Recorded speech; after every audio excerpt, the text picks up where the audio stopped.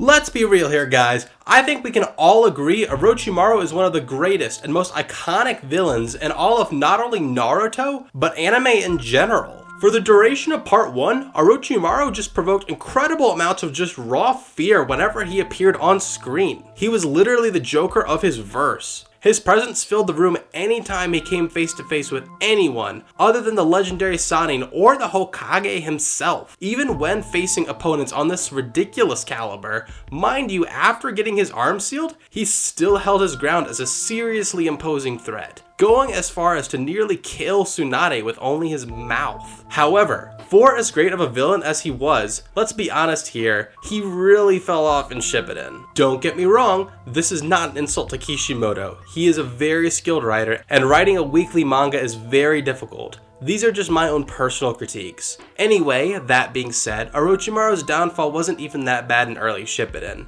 At that point in the story, he wasn't as scary, yes, but he was still a looming threat to take Sasuke's body. Additionally, his impressive showing against four-tailed Naruto kept him as a solidly powerful foe to boot. I do not even have a problem with Sasuke beating Orochimaru and absorbing him. That did not ruin his character. At some point, Sasuke had to surpass his mentor and overcome his greatest threat for his own development. Otherwise, how would he take on Itachi? Where the problems start is actually where Itachi himself seals Orochimaru during his battle against Sasuke. To be more specific, it was actually the manner in which Orochimaru was sealed by him. When Orochimaru was sealed by Itachi, the story went out of its way to let us know Orochimaru would be sealed away for all of eternity. On top of that, when one of Orochimaru's snakes tries to escape, it gets caught in a Matarasu and also loses its life. The whole scene creates a very strong sense of finality for Orochimaru's character, and it feels justified too. After all of the horrible things Orochimaru has done, chiefest of all from the viewer's eyes, coming after Sasuke like a relentless predator, he was finally stopped by a now much bigger, more imposing immediate threat. After this, Orochimaru fades into the background, with Sasuke even losing Orochimaru's power and Kabuto taking on that mantle himself. This happens while much bigger problems arise, like Pain destroying the leaf, Sasuke and Obito attacking the Five Kage Summit, and then the Fourth Great Ninja War. The issues really manifest with Orochimaru's character when he is revived in the Fourth Great Ninja War. After the story went through all of the effort to give him an ending that makes sense, squash any chance of him coming back, and then bury him under a bunch of plot, they instead go ahead and bring him back with no foreshadowing and very little justification whatsoever, just because it's convenient for the plot. If that was all that's wrong with his character development, I'd just chalk it up to another strange war arc plot hole, but that's not it. They completely changed Orochimaru's character into a different person.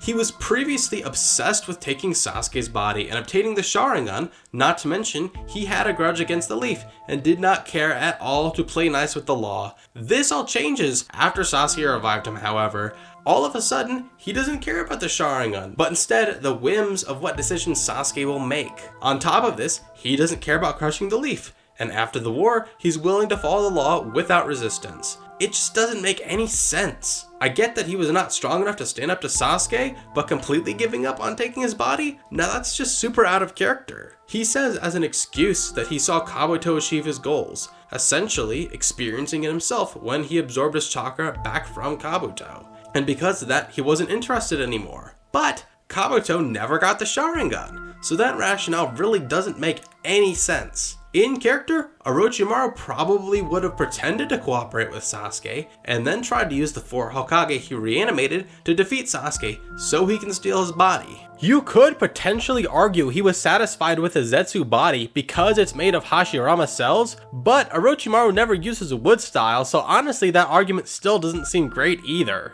Then there's the issue of him cooperating with authority. I get that he had a common goal with the Leaf and other nations to stop Madara so that way he could keep his experiments going. But 4 years ago he tried to crush the Leaf, and upon pulling up to the village when it had no protection, he didn't care about destroying it at all. And it's not like that would have actually stopped their war effort against Madara at all. It would have just helped satisfy his grudge. Then the fact that he cooperated with the 5 nations after the war is crazy. He was so dedicated to his sick experiments he became an international criminal already. Someone that invested isn't gonna stop and start playing nice all of a sudden. The fact of the matter is, his entire character after Sasuke revived him contradicts who he was before, and worst of all, made him lose all of his aura. If I was going to rewrite his character to fix these mistakes, the first thing I would do is change the way he left the story to begin with. If you really want the whole situation to seem believable, instead of having Itachi seal him and kill the snake that escaped, I would have Orochimaru make an arrogant comment about how this wouldn't be enough to take him out, and then would have had Orochimaru's snake escape.